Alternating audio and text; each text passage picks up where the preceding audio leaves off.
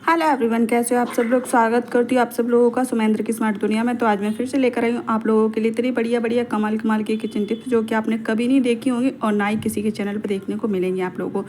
एक थाली की मदद से आप 1 महीने चलने वाला सिलेंडर पूरा 1 साल चला सकते हो किस तरीके से। तो चलिए देखते रहिए वीडियो लास्ट तक। अच्छा लगे तो एक लाइक कर देना, चैनल को सब्सक्राइब जरूर कर देना।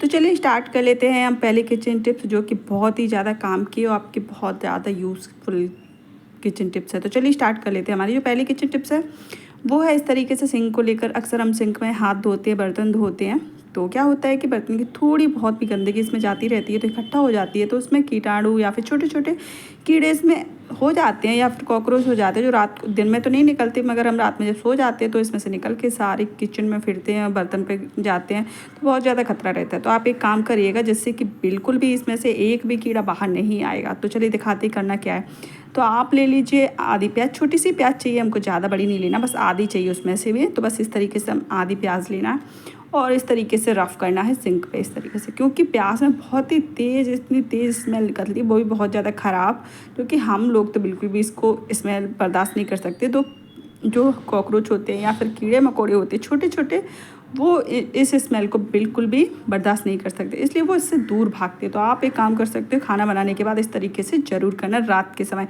और इस प्याज को इसी में डला छोड़ देना, निकालना नहीं है। दूसरे दिन सुबह इसको निकाल के आप फेंक सकते हो। रोज़ के रोज़ आप इस तरीके से करना, तो एक भी इसमें से कॉकरोच या फिर कीड़ा बिल्कुल भी नहीं निकलेगा। तो आप लोगों को कैसी लगी टिप्स ज़रूर बताना। तो चलिए पढ़ते हैं नेक्स्ट टिप्स की। और नेक्स्ट टिप्स है हमारी ग्रेटर को लेकर। अक्सर हम लोग जो ग्रेटर से लहसुन को ग्रेट करते हैं ना, तो एक तो हमारे हाथों पे भी बहुत ज़्यादा लहसुन लग जाता है, जो कि हमको बिल्कुल भी ज़्यादा अच्छा नहीं लगती। उस लहसुन की स्मेल बहुत ज़्यादा ख़राब होती है, तो और ग्रेटर भी बहुत ज़्यादा ख़राब हो जाता है। तो आपको एक ऐसी टिप्स बताती हूँ जिससे कि आपका लहसुन भी ग्रेट हो जाएगा और आपका ग्रेटर भी ख़राब नहीं होगा। चलिए बताते हैं किस तरीके से। आपको इस तरीके से पॉलीथीन ले लेने, जो हमारे घर में सब्जी आती है ना, उस पॉलीथीन को इस तरीके से इसके ऊपर रख लेना है, ग्रेटर के ऊपर। अगर छोटा वाला ग्रेटर है तो भी आप इस तरीके से थैली रखना है और उसके ऊपर से इस तरीके से लहसुन को ग्रेट करना है। अच्छे से देख लीजिए, इस तरीके से ग्रेट करना है। और ऐसा नहीं है कि पॉलीथीन रखने के बाद लहसुन ग्रेट नहीं होगा, बहुत अच्छे से ग्रेट होता है। आप लोग अपने आंखों से खुद देख लीजिए, मुझे भी नहीं यकीन हो रहा था, लेकिन ये सच है, बहुत अच्छे से लहसुन ग्रेट हो रहा था। और बिल्कुल भी इस समय ऐसा नहीं है कि हमारा जो ग्रेटर है वो ख़राब हो रहा है। ग्रेटर बिल्कुल भी ख़राब नहीं हो रहा। तो चलिए दिखाती हूँ आप लोग को। लहसुन हमारा अच्छे से ग्रेट हो चुका है, तो आप लोग खुद देख लीजिए, एकदम बारीक कद्दूकस हो चुका है। अब आपको दिखाते हैं इसमें पॉलीथीन निकाल के कि हमारा ग्रेटर अच्छा है कि ख़राब होगा। तो ये देख लीजिए, पन्नी को निकाल के आप फेंक सकते हो। तो ग्रेटर हमारा कितना अच्छा है, जैसा था वैसा ही, धोने की कोई ज़रूरत नहीं है। तो लाइक ज़रूर कर देना। तो चलिए दिखाते एक चीज़ और आप लोगों के साथ शेयर करती हूँ कि अक्सर जब हम पूजा वूजा करते हैं, नहा धो के आते हैं, अक्सर जब हम पूजा करते हैं तो अक्सर हम माचिस का यूज़ करते हैं। तो माचिस का हमारे हाथ गीले होते हैं, पानी लगा होता है, तो जल्दबाजी में हम इस तरीके से माचिस खोल लेते हैं। जिस तरफ मसाला लगा होता है, तो मसाला क्या है, आता है उसके पानी से गीला हो जाता है, फिर हम उसको इतना जलाने की कोशिश करते हैं मगर वो जलता ही नहीं है। लेकिन मैं आप लोगों को एक ऐसी टिप्स देती हूँ जिससे कि आपकी ये सारी परेशानियाँ ख़त्म हो जाएंगी। कैसे, तो चलिए बताती हूँ, फटाफट से आप लोग देख लीजिए। तो पहले तो हमको इसको खोल के देख लेना है कि किस साइड इसमें रोगन है, यानी कि मसाला लगा, किस साइड नहीं लगा है। तो जिस साइड नहीं लगा है उस साइड ये देख लीजिए अच्छी तरीके से। तो हम किस साइड से हमें इसे खोलना है, तो ये देख लीजिए, हम इस पर मार्क कर लेते हैं, हमें इस साइड से खोलना है। ये देख लीजिए इस तरीके से, ठीक है। तो इससे आपको पता चल जाएगा कि हमें किस साइड से खोलना है या फिर किस साइड से नहीं खोलना है। तो आप इस तरीके से आपको यूज़ कर सकते हो माचिस को, बिल्कुल भी रोगन ख़राब नहीं होगा। और लगे हाथ में आप लोगों के साथ एक टिप्स और भी शेयर कर देती हूँ कि अगर माचिस सील गई है, यानी कि जो उसमें पानी चला गया है या पानी में चली गई है, तो आप इसको कैसे यूज़ कर सकते हो। तो चलिए बताते हैं फटाफट से आपको करना क्या है। जब आप खाना पकाते हो ना, तो आपके यहाँ गर्म गैस रहती है, हल्की ठंडी तो नहीं होती, तुरंत गर्म रहती है। तो इसके ऊपर इस तरीके से माचिस को रख देना है, तो इसके जितना भी शीरापन होगा सब खत्म हो जाएगा और आपकी तीलियाँ बहुत अच्छे से जलेंगी। आपको पलट पलट के देखते रहना, मतलब बहुत ज़्यादा गर्म गैस होता मत रखना, थोड़ा हल्का ठंडा होने के बाद ही इसको रखना, नहीं तो कहीं माचिस में आग लग जाए, ठीक है। तो एक टिप्स और भी आप लोगों को देते हैं। इस तरीके से आप चावल के दाने लीजिए, थोड़े से 4 से 5 या फिर 8 से 10, और उसके बाद माचिस में डाल दीजिए इस तरीके से। तो जितना में इसमें नमी होगी ना, सारी जो चावल के दाने अपने अंदर अब्जॉर्ब कर लेंगे और आपकी माचिस की तीली बहुत अच्छे से काम करेंगी, एकदम जैसे हम नई माचिस लेके आते हैं ना, बिल्कुल वैसे ही काम करेंगे। तो आप लोग बताना आपको कैसी लगी हमारी टिप्स। अगर अच्छी लगी तो एक लाइक ज़रूर कर देना, शेयर ज़रूर कर देना और अपने फैमिली दोस्तों के साथ और चैनल को सब्सक्राइब जरूर कर लेना। तो चलिए बढ़ते हैं नेक्स्ट टिप्स की ओर।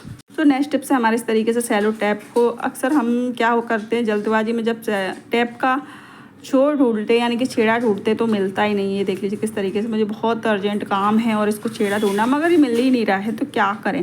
तो आप लोगों को बताती हूँ कि इसको क्या करना। पहले तो आप इस तरीके से नाखून से थोड़ा दबाते हुए इस तरीके से दबाते हुए चलना है। जहाँ पर आपको छोड़ा होगा वहाँ पे आपको अपने आप पता चल जाएगा। तो ये देख लीजिए, आपको अभी दिखाते इस तरीके से करते चलना है। देख लीजिए मिल गया ना, इस तरीके से मिल जाता है। उस साइड से भी आते तो भी इस साइड से भी मिल जाता, क्योंकि थोड़ा ऊंचा नीचा उस जगह पे होता है। तो चलिए आगे के लिए खोए ना, तो उसके लिए मैं आप लोगों को एक ऐसी टिप्स देती हूँ जिससे कि आपको बहुत जल्दी पता चल जाएगा कि आपका इसका जो छेड़ा है वो कहाँ है। तो लास्ट में जब भी आप काम ख़त्म करें ना, उसके बाद आप इस तरीके से किसी पेंसिल से मार्क कर दीजिएगा, तो आपको पता चल जाएगा कि इसका छेड़ा कहाँ है। तो मैं तो हमेशा ऐसे करती हूँ, आप कैसे करते हो। तो एक चीज़ और भी आप लोगों को बता देती हूँ, आप इस तरीके से इसको निकालो, थोड़ा सा यहाँ पे इस तरीके से रोल कर देना है, जिससे कि आपको बिल्कुल भी ढूंढने में प्रॉब्लम नहीं होगी। इस तरीके से रोल करते समय लास्ट पे लगा देना है। तो फ्रेंड देख लीजिए इस तरीके से हम इसको मोड़ कर इस तरीके से रख देंगे तो ये फटाफट से हमको मिल जाएगा और बिल्कुल भी ढूंढने में समय नहीं लगेगा। मैं तो जल्दबाजी में अगर मुझे पेन वैन नहीं मिलती तो मैं इसी टिप्स का यूज़ करती हूँ। तो चलिए बढ़ते हैं मेन टिप्स की और जो कि बहुत ही ज़्यादा काम का टिप्स है, जो कि आपके डेली काम आने वाला है। तो चलिए दिखाते हैं आप लोगों को कि करना क्या है। तो सब ये देख लीजिए, थाली के मदद से आपके बहुत सारे पैसे बचने वाले हैं। किस तरीके से, तो चलिए बताते हैं किस तरीके से थाली के यूज़ करके सिलेंडर का हम क्या कर सकते हैं। तो चलिए बताती हूँ आप लोगों को। तो क्या होता है कि जब हमारे सिलेंडर ख़त्म होने वाला होता है, पहले तो हमको पता नहीं होता है कि यह कब ख़त्म होने वाला है, ठीक है।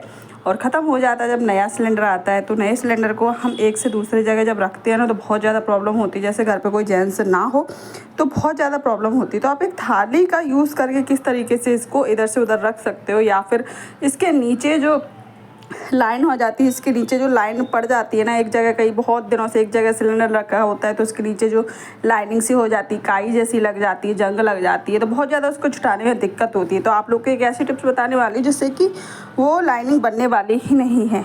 इस तरीके से तो चलिए बताते हैं। तो इस तरीके से थाली लीजिए और इस तरीके से थाली में रख दीजिए सिलेंडर इस तरीके से, ठीक है। और आप थाली लीजिए पुरानी वाली, आपके घर जो यूज़ नहीं होती होगी डेली, वो वाली थाली का यूज़ करिएगा आप। उससे क्या होगा कि आपको थाली की मतलब इसमें थाली फिर मिलेगी नहीं, इसी के नीचे रखनी पड़ेगी हमको थाली। तो चलिए बताते हैं फिर करना क्या है। इस तरीके से थाली में हम रख देंगे ना सिलेंडर, तो इससे दो फ़ायदे होंगे। एक तो ये होगा कि आपके जो सिलेंडर के नीचे जो लाइन पड़ जाती है वो लाइन नहीं पड़ेगी, ठीक है। और दूसरा क्या होगा वो भी मैं आप लोगों को बताती हूँ। दूसरा ये होगा कि हम सिलेंडर को एक से दूसरे जगह बहुत ईजीली तरीके से ले जा सकेंगे, बिल्कुल भी दिक्कत नहीं होगी। और क्या होता है कि अगर हम इसी तरीके से सिलेंडर को खींच के ले जाते हैं ना, तो हमारे जो घर होता है ना, यानी कि जो टाइल्स होती है या फिर पलस्तर होता है, उसमें बहुत ज़्यादा लाइनें हो जाती हैं, स्क्रैच आ जाते हैं, तो बहुत ज़्यादा घर ख़राब लगने लगता है। इस तरीके से आप इसको यूज़ कर सकते हो। अगर आप लोगों को अच्छी लगी वो टिप्स तो एक लाइक शेयर सब्सक्राइब जरूर कर देना। मैं ऐसी टिप्स लेके आती रहती हूँ आप लोगों के लिए।